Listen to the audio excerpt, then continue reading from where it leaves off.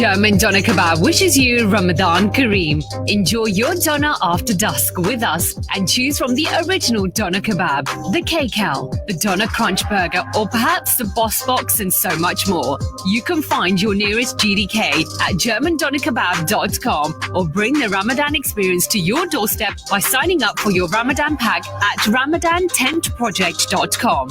German Doner Kebab. Kebabs done right. You might take a lot of wrong turns before you find the right path. Wrong is wrong, even if everyone is doing it. Right is right, even if no one is doing it. But if you take the wrong turn, come back quickly. Stay with me in this blessed month through Light the Right Path with Happiness every Sunday from 1:30 to 2 p.m. May Allah accept all our good deeds. Ini Al-Qadari.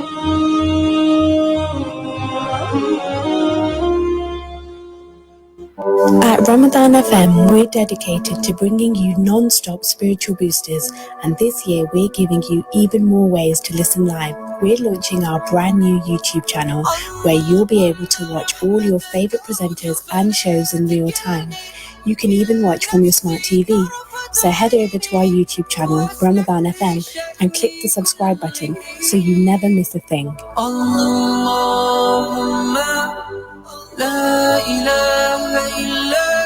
For a list of all our sponsors, please visit RamadanFM.com. Ramadan, 87.9 FM. Welcome to the Business, Finance and Economic Show with Adil Hashmi. نرضي الناس بما لا نرضاه لنا حالا ذاك جمالنا يسمو يتعالى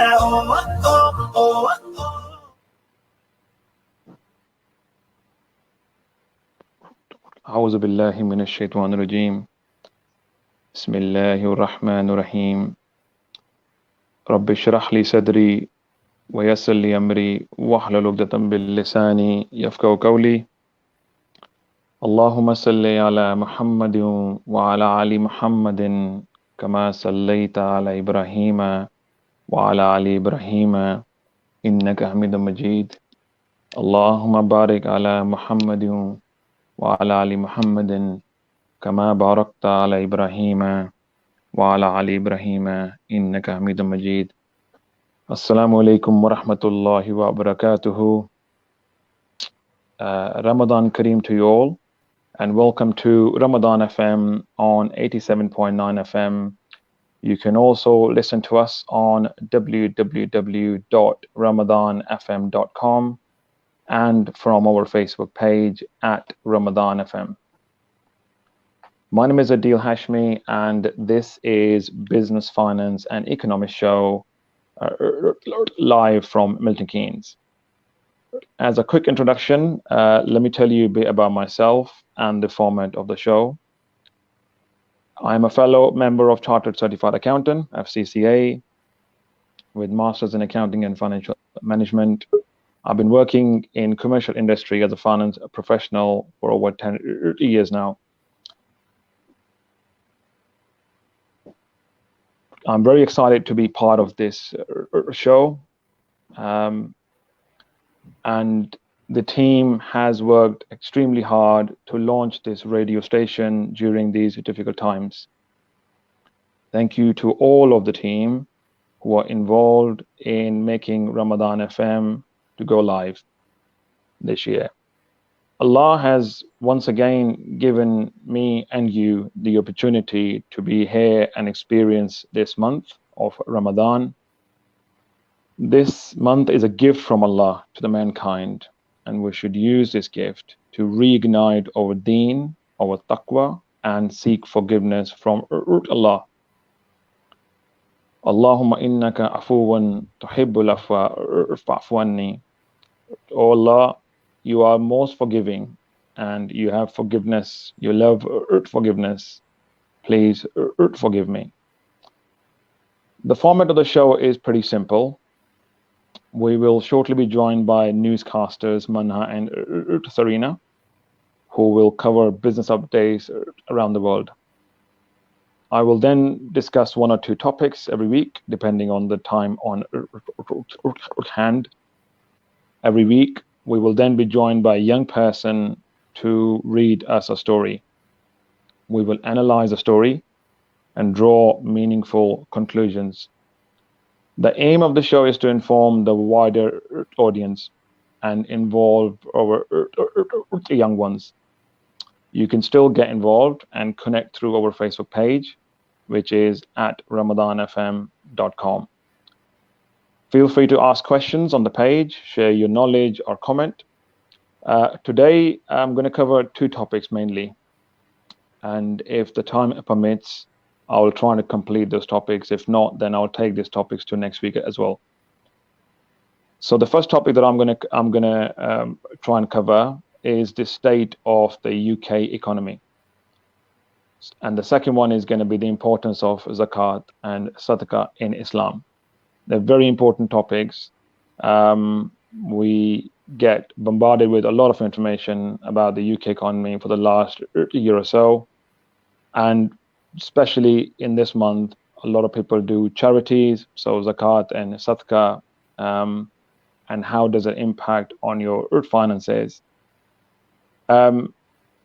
For now, I'm going to hand over to our news experts, Manha and Serena, to cover the business updates around the world. Let me just check whether Serena is in the stream. Yeah, I can see her, and Manha is here as well. So please welcome Manha and Serena. Thank you. Assalamu alaikum all and Ramadan Mubarak. My name is Manha Hashmi and this is Serena Harris. Ramadan Mubarak to you all. How are you keeping, Serena? I'm doing very well. How's your fasting going? It's going good so far. Great, mine are going good too. So, we are here to cover you all with business updates around the world. Such as? Well, let's start with retail business news. Shops were finally opened across England on Monday 12th of April. Shoppers rushed back as high streets reopened in England and Wales. High street footfall had nearly doubled from a week earlier as queues formed outside branches of Primark, JD Sports and TK Maxx, and retailers extended their opening hours. Beauty salons, barbers and pub gardens also reported a surge in bookings, but it is unclear if the demand will last as shops try to recoup lost sales. Primark boss Paul Merchant said, "We have been working really hard to get our stores ready to open safely. We are fully stocked with everything our customers have been waiting for." Great news for retailers as they open their doors after a lengthy lockdown. Do you know how much it cost British retailers in lost sales due to lockdown? No, I don't. How much? Lockdowns have cost nearly £22 billion in lost sales, and many retailers were unable to survive this lockdown, like Arcadia, who own Topshop and Topman among some of their brands. Hope retailers recover from their losses during this ease. But we need to be careful whilst going to shops. Do you know about the airline industry? What's the update for the airline industry? The world's airlines need another $70 to $80 billion of government support to get through the crisis caused by the coronavirus pandemic. That's according to the head of the International Air Transport Association, IATA, which is the trade association for the world's airlines. Now that the long-awaited restart of international travel in England risks being derailed by queues of many hours at airports, according to a senior executive at Heathrow, the few passengers currently arriving at the UK's busiest airport often spend well in excess of 2 hours and up to 6 hours getting through passport control. Chris Garton, Heathrow's Chief Solutions Officer, told Parliament's Transport Select Committee on Wednesday. Wow, these are some major delays. Yes, they are. Is there anything you can tell us about the NHS? Here is some information on the NHS budgeting. Harkness, a professional worker at the NHS, says she thinks it is inevitable that taxes will rise to keep funding the NHS. She suggests that all the people who use the NHS most should be taxed more, rather than placing the burden on young people. She says it's also vital to combine the NHS and social care budgets. If you cut £1 from the social services, you're essentially cutting £5 from the NHS. It costs 5 times as much to look after somebody in the hospital as it does in the care home. Interesting. Here is some information on the trade between the UK and EU. It partially recovered in February after a steep drop in January following Brexit. Official figures show exports in the EU jumped by 46.6%, 3.7 billion to 11.6 billion pounds, following January's 42% slump when firms struggled with new trade rules. However, the Office for National Statistics said exports were still below last year's levels, and imports from the EU had seen a weaker recovery. Other figures from the ONS showed the UK economy grew by 0.4% in February.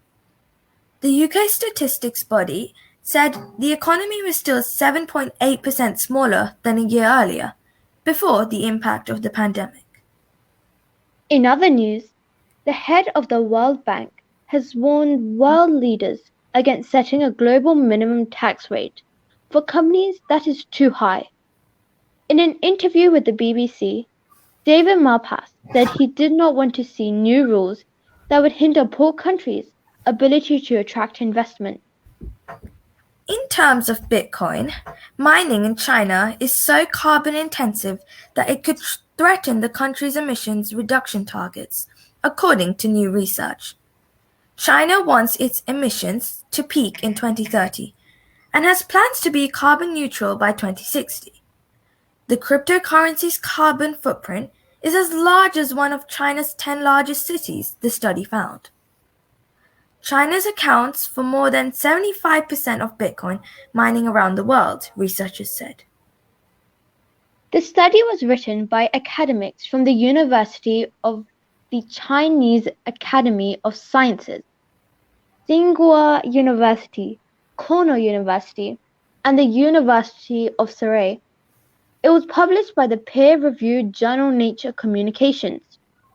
Without appropriate interventions and feasible policies, the intensive Bitcoin blockchain operation in China can quickly grow as a threat that could potentially undermine the emission reduction effort taking place in the country, it warned. Hey Manha? Yes? I bit all of my quarters, and now I have a whole lot of Bitcoin. That's some great humor.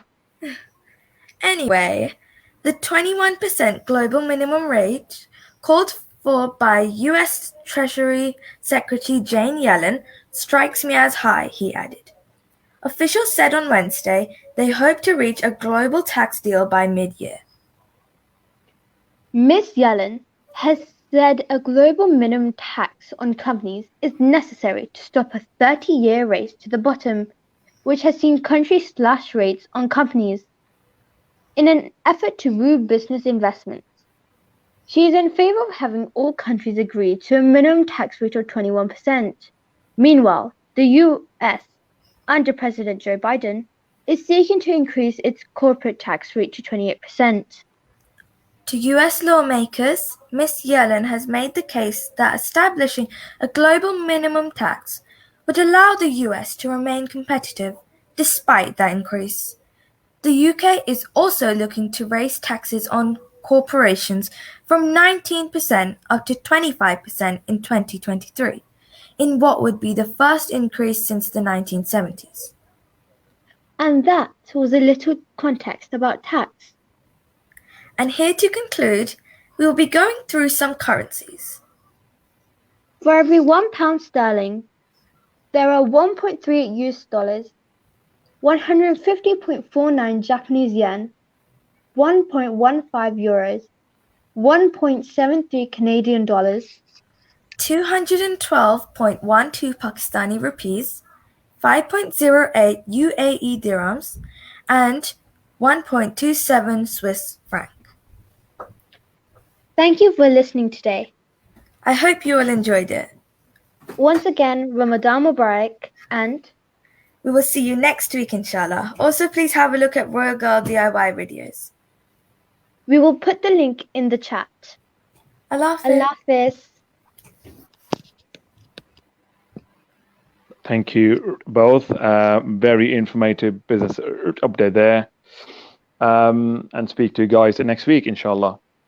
After the break, we'll have Maisha with us to talk us through the story, and then we will draw conclusions from the story.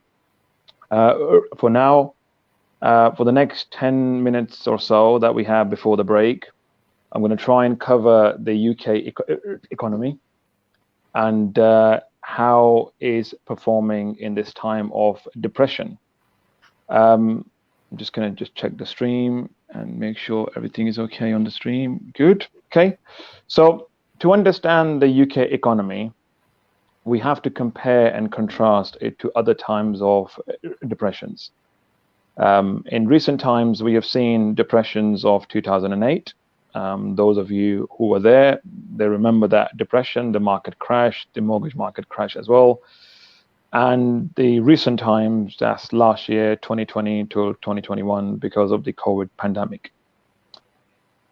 So as Manha and Sarina both covered, that the UK economy actually grew in February, despite pressure from continuing government COVID restrictions.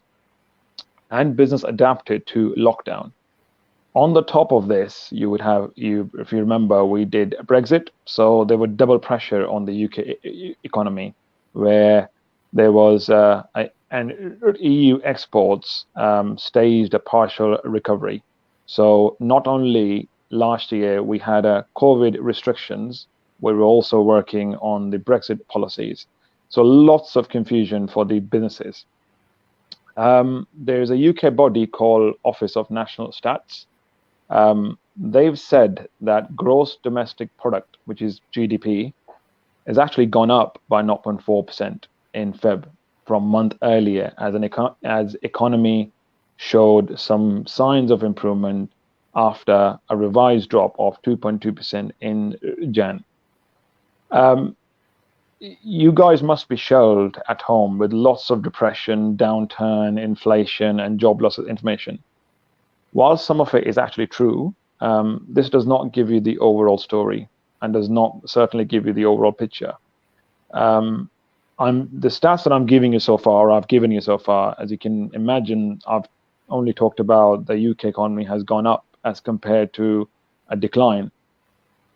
So the context behind this is that when you look at the economy, you just don't look at only the job losses element or the depression time. You look at the end-to-end story.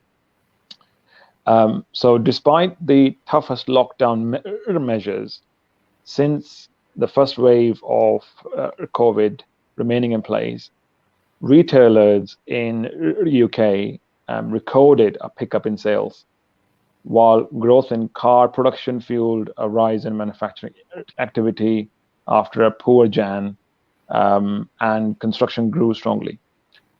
Just a reminder that construction didn't really completely close down, and there was a huge government incentive there not to shut down the construction industry, which was constant there. So however, the economy remained smaller, 7.8% of the economy remained smaller before the pandemic struck, which is the BAU. So BAU is that we were doing well, things were going fantastic.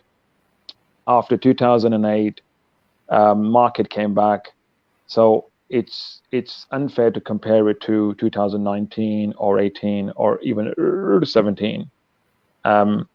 There are other economists who said that the improved performance came as business household adapted to restrictions and started making prep for controls to be relaxed after the government announced its roadmap for existing lockdowns.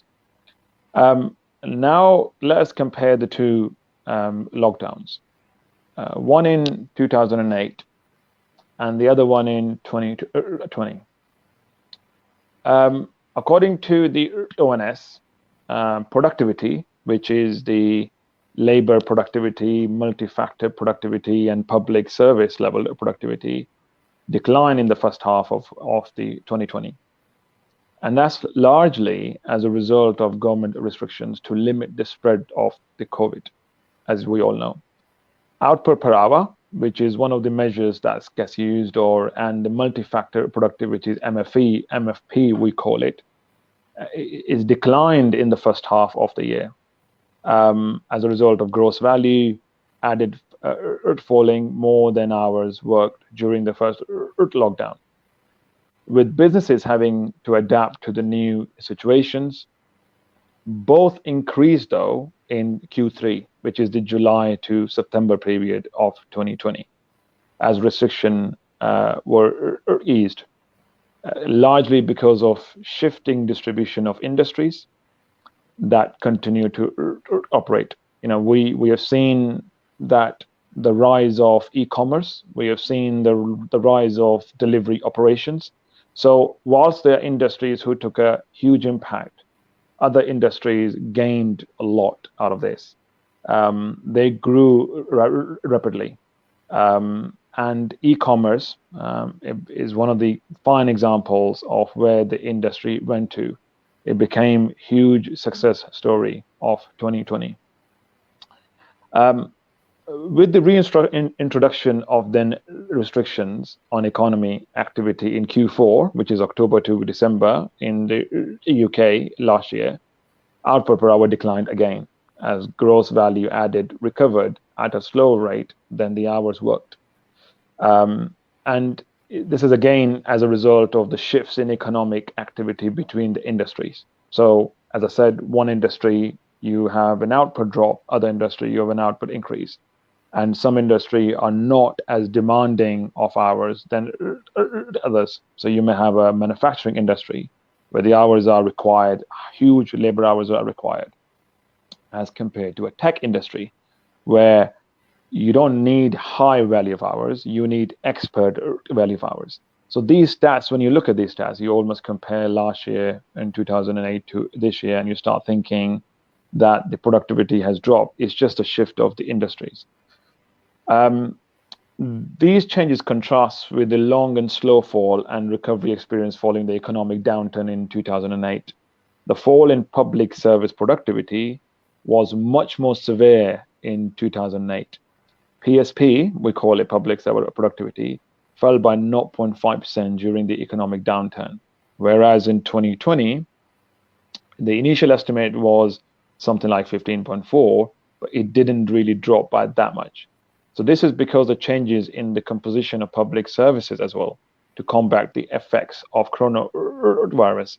There was a huge effort put into public service, especially NHS, and in the composition of public service to combat these variants which do not occur in 2008, because 2008 was a complete different crash. Government spending actually increased in 2020 as compared to 2008. So there's a bit of disparity between the two, because whilst the hit in 2008 on the public sector looks higher than 2020, you can actually see why is that hit very high. It's high because the investment gone into the public sector. In the PwC, which is a recognized audit body, they project the UK annual GDP growth of 2021 is between 3.4 and 4.6% under the quick recovery scenario. They expect the economic output to remain 3.1%, which is below pre-pandemic levels for sure, but experts expect the economy to contract by 2.6% in Jan anyway, as predicted by the various models that they have done, before gradually returning back to growth, which we have seen in Feb, and then we have seen it in March. And then last week, when the retail market opened, that recovery became even bigger. The expected annual GDP growth rates kind of between 4.4 to 5.6 in 2022. That's the expectations of the growth at the moment. It may slow down to 1.2 in 2023, but the growth in 2022 is likely going to be the spending spree that the consumer will have to do, because at the moment you can imagine the consumer is also restricted to go out and spend a huge amount of money. And once the abnormality goes away, when consumer goes out and spend their money in the market, you will see a huge increase, and then it will go down to the normality. And then under the quick recovery scenario, which PwC has done, 2022, which is next year, is very important for us because there's a lot banking on this year. In the UK, as an example, I'm just giving you a circus number now, 120 billion cumulative savings have been recorded, where household spending is expected to drive that money in to the economy. So imagine 120 billion pound worth of money that was regulated in the market or circulated in the market in 2019, 17, and the previous years were not spent in 2020 and not spent till now. Why they were not spent? Because of the restrictions in place. People were definitely buying online, but the online was not the only place that people wanted to buy. We human beings like to experience things, and therefore invest on the experience. So I think I'm gonna try and conclude it after the break. There is an ad break coming to it very soon as well. What I'm going to be doing after the break, I'm going to summarize the stats that I've given you. We're going to have Maisha to read our story first, and then we'll summarize this, and then I'll hopefully touch on my second topic, which is zakat and sadaqah. So please stay with us, stay tuned after the break. To all of our wonderful listeners of RFM, thank you so much for your support. May Allah subhanahu wa ta'ala bless each and every one of you during this blessed month of Ramadan. Stay locked for more amazing shows. Amazing shows. There are over 1 billion people in the world who do not have access to clean, safe drinking water. Every 90 seconds, a child dies from horrific waterborne diseases. Awarded the UK's Best Muslim Charity of the Year, Muslim Global Relief has been providing water to villages, schools and remote communities for over 20 years in 40 countries around the world. Build a water well or hand pump in your name or a loved one today. Make a 100% zakat donation. Visit muslimglobalrelief.org. Ramadan Mubarak from Adam Accounting Services. Ramadan Mubarak. Need help with your accounts and tax work? Contact us today on 01908 692 380 and see how we can help. Adam Accounting Services. Friendly local accountants. Call us today on 01908 692 380.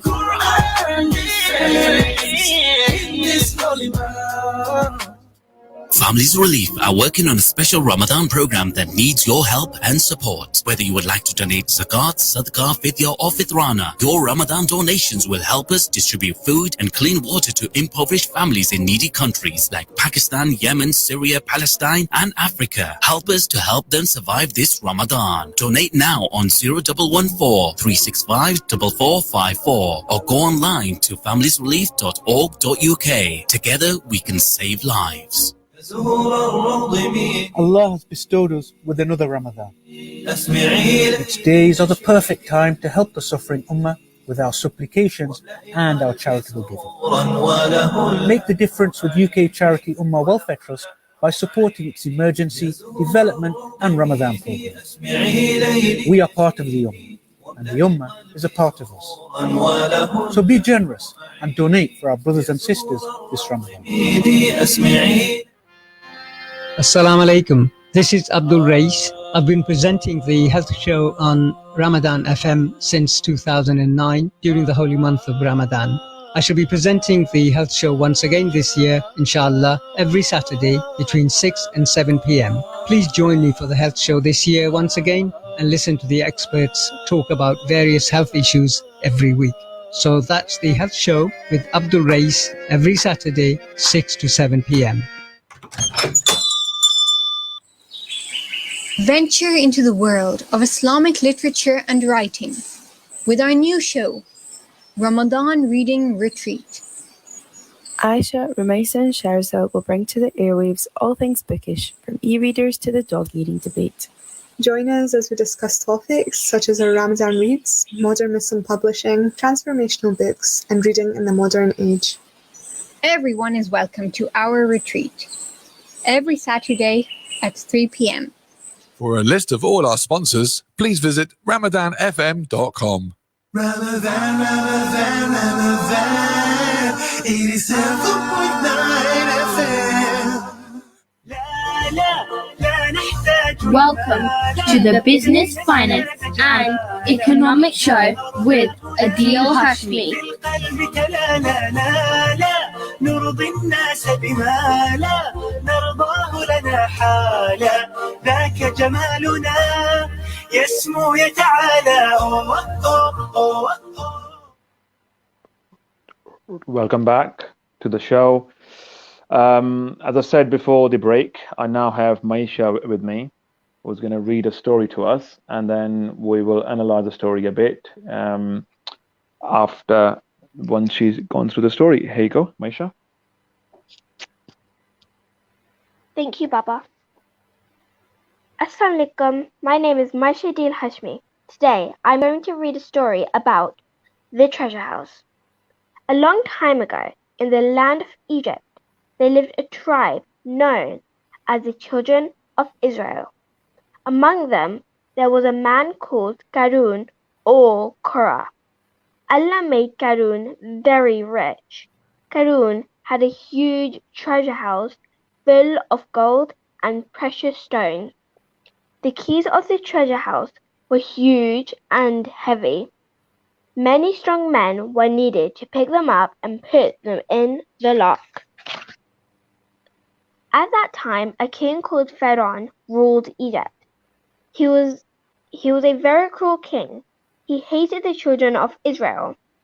He was very mean and unkind to them. Karun began to work for the cruel king. Soon, he became his minister. Now, he was not only rich, but also very important. He started to look down upon his own people like Pharaoh. He was cruel and unkind to them. People said to Karun, "You are rich, but you should not be proud because you are rich. Allah does not like proud people. He does not like people who do not share things with others."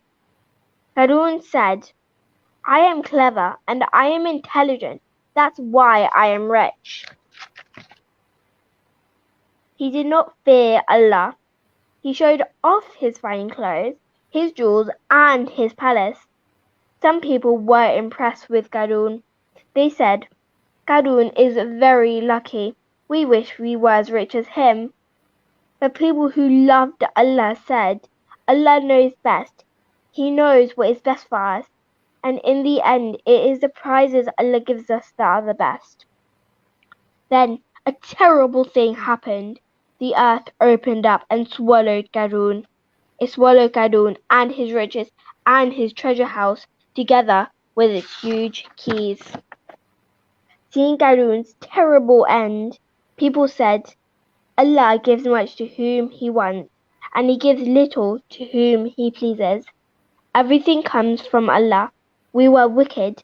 We wanted to be like Karun, but Allah is most merciful. He did not punish us. We should be happy with what we have." This punishment of Karun or Korah is a great reminder to believers to be pleased with Allah and thank Him whether they be rich or poor.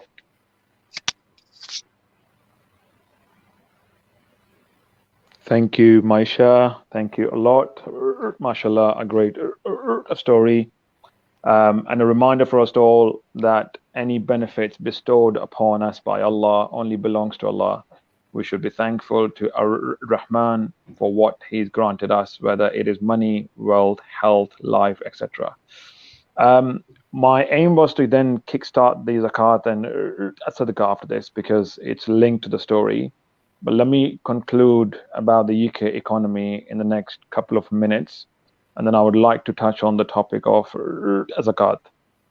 So just to kind of do a quick summary. So the government spending will start to wind down as various government support schemes will end, such as furlough. But the output in the healthcare education will be strong in 2021.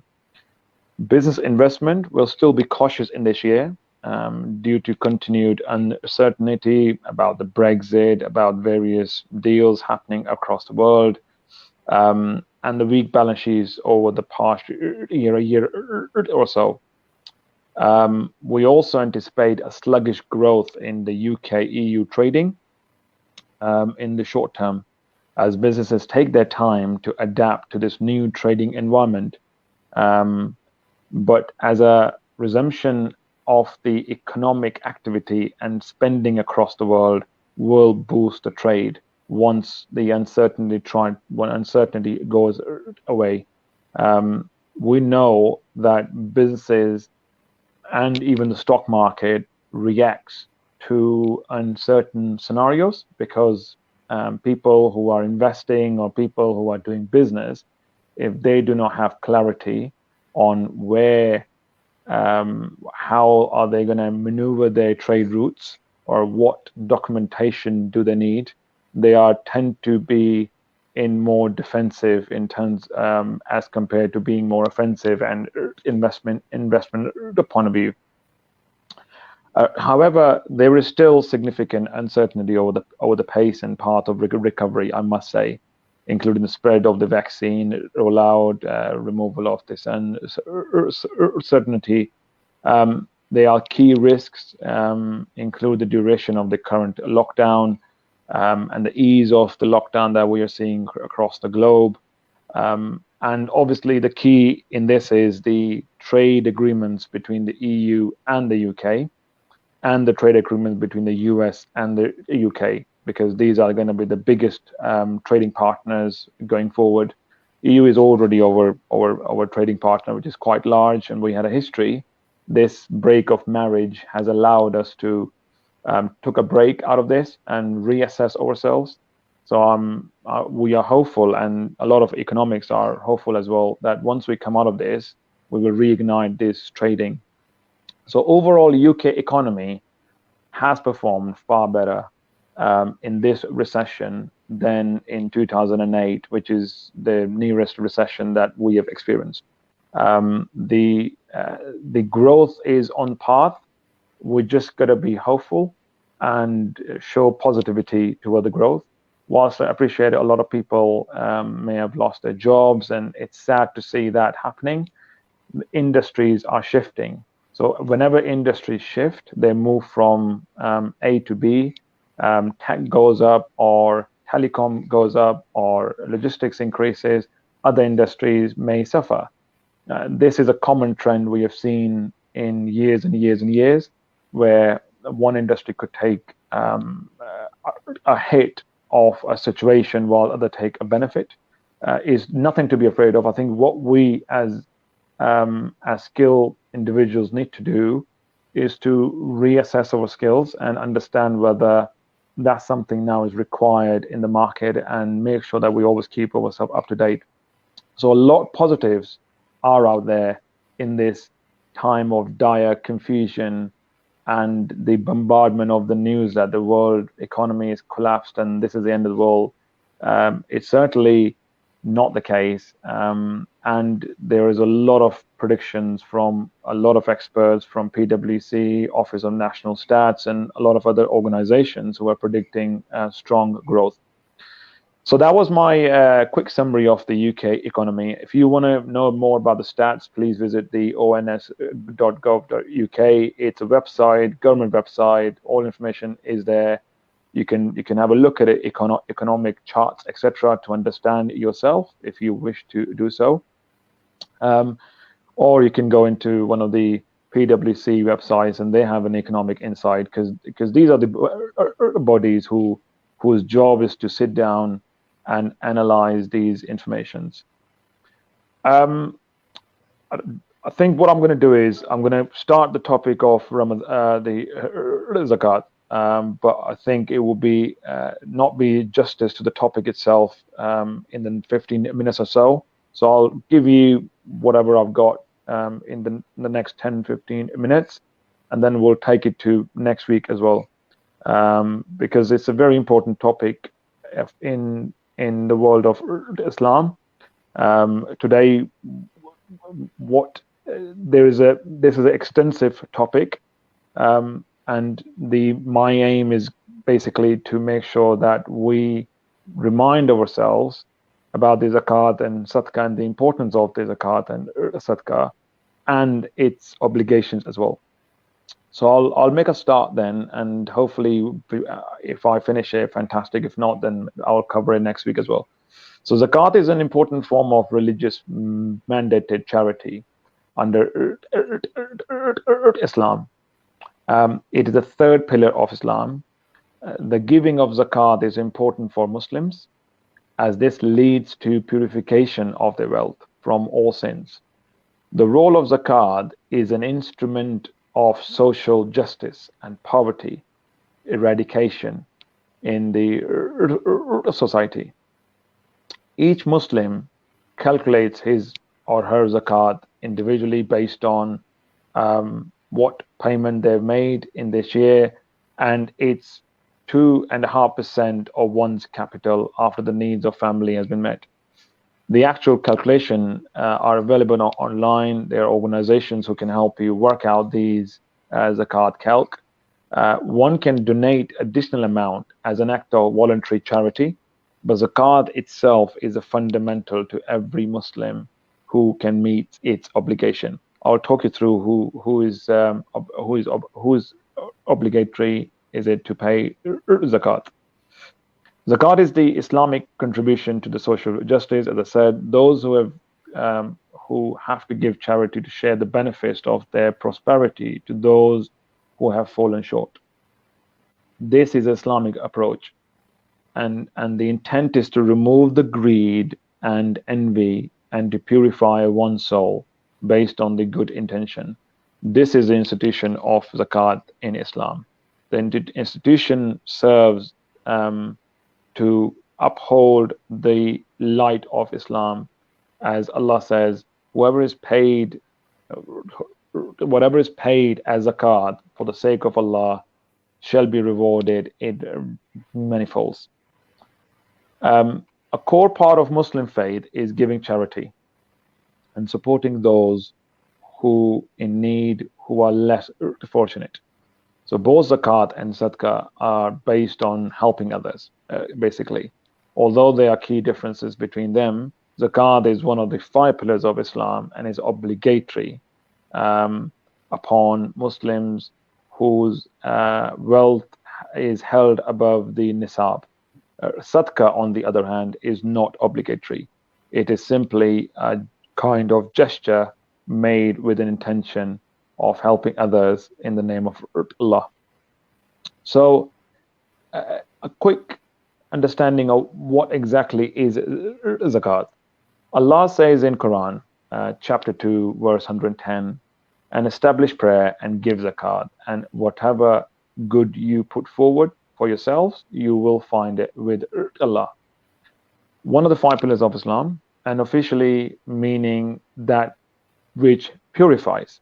Zakat means that which purifies yourself, purifies your wealth, person more than others. It's like you work in an organization or a company. Some people have more access to their company's wealth, but that's not their wealth though. They are just management, or they're just managing on behalf of that business. So imagine this concept. That's why zakat is an obligatory payment that carries its own set of expectations and requirement. Allah says in Quran, this is chapter 9, verse 103, of their goods take zakat, so that you might purify and sanctify them. There are 2 key categories of zakat. Zakatul Fitra and Zakatul Mal, which is the wealth. Fitra is an obligation upon all Muslims, which must be paid at the end of this holy month, Ramadan, before observing the Eid prayer. The required amount of zakat is approximately 3 kg of staple food in the relevant country, or the amount of money that is equivalent to the price of food. Zakatul Mal, which is the wealth and possession zakat, now that has classification, slightly more complex than just simply Zakatul Fitra. Zakatul Mal is 8 categories top made. So zakat for income, salary, zakat for business, zakat for savings, stock, gold, silver, agriculture, poultry, etc. One of the requirements is that you must hold enough wealth to meet the nisab, which is threshold, a value which is calculated from 87.48 grams of gold, or roughly 612.36 grams of silver. The minimum amount of zakat you must give is 2.5%, which is, and there is no upper limit. You can go out as much as you want, but this is the minimum, 2.5, and only a specific group of people that can receive zakat contribution. So according to the Quran, the poor, the hungry, those responsible for distributing zakat, those in captivity of slavery, those living with unmanageable debt, those who fight in the name of Allah, stranded, strugglers, travelers, Muslims, new Muslims, and friends of Muslim communities, which are also Muslims. So these are the categories where zakat can be distributed to, because it's a very specific obligation, unlike sadaqah, which you can give out to your intention. There's a wide community. You can give out sadaqah pretty much to everybody, to anyone who you see fit. Zakat is different. Zakat is obligation. Allah made zakat more specific and obligatory. It must be given annually, as long as you held money exceeding the nisab, which is the threshold, for the previous year. And when you choose to give it to you, many Muslims choose to give zakat during Ramadan, often in the nights of Ramadan. There is no ruling on this. It's entirely up to you. When would you like to give zakat? As you hit your nisab in one calendar year, wherever you are calculating from, or two. Some people believe that zakat is obligatory and should be given out there and then as it gets due. Some people say that you can hold a zakat till Ramadan hits. So it's entirely up to you. However you can calculate a zakat from A to B. And if you want a detail, please speak to your scholars, the people who can give you detailed insight on the calculation of zakat itself. Zakat is there to strengthen the Muslim community, the Ummah, by redistributing wealth to the poorest of our society and ensuring that they get resources wherever they need to live. Whilst sadaqah is an voluntary act of righteousness or kindness that is made with no exceptions for anything in return. There is no minimum amount of sadaqah. Again, there is no maximum amount as well. There is no requirement to give it on a regular basis, but sadaqah will purify yourself. It will make your wealth more pure, and it will increase your taqwa. So if I were to split the sadaqah, I would probably do it in two kind of key areas. Sadaqah itself is considered, obviously, there's a short-term gesture if you want to give to somebody else, and sadaqah jariyah, which is a gesture that you give to a long-term. So there's a short-term, there is a long-term. Short-term as a one-off payment to A, B, or C, And Jariya is continually, you are funding a family or you're funding the needy. There is no requirement to what you need to do to fulfill this requirement. This is just in your understanding of the two concepts of the zakat and sadaqah. Both gestures carry great reward in this life and the next for the giver, but the effects of zakat and sadaqah are even greater for the receiver. Giving sadaqah and zakat are both ways that help you get closer to Allah, and by practicing regular charity, you can improve your own well-being and find peace and happiness in this life and hereafter. By giving charity, we also show to Allah we are grateful for the gifts He has brought onto our lives.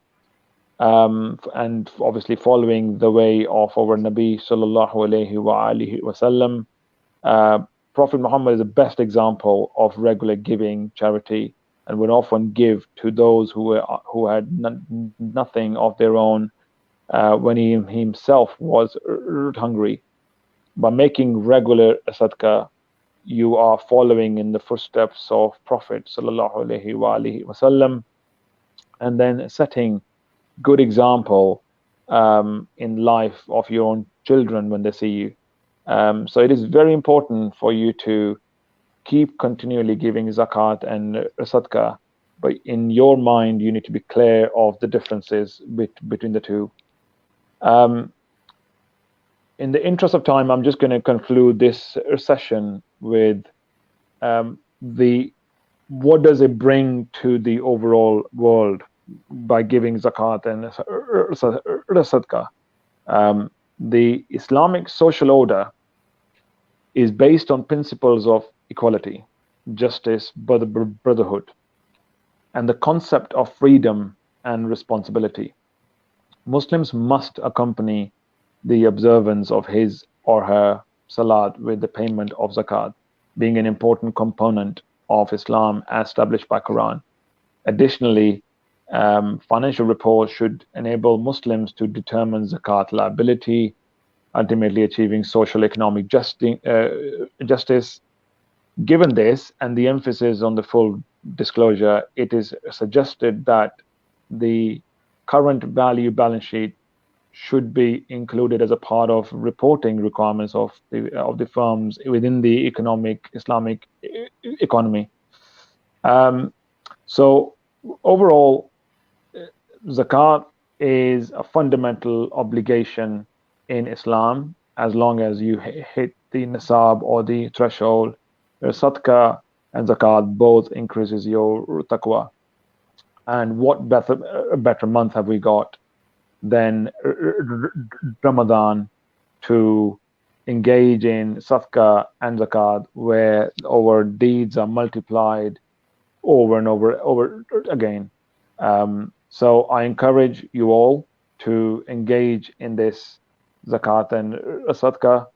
I will try and cover some of the additional complexities of zakat and sadaqah in my next topic, which is next week, Sunday, between 3 p.m. and 4 p.m. same time.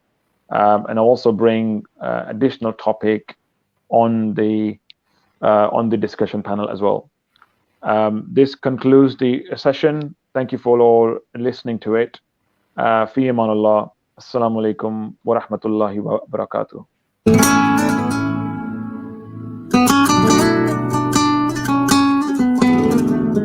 You are listening to RamadanFM.com.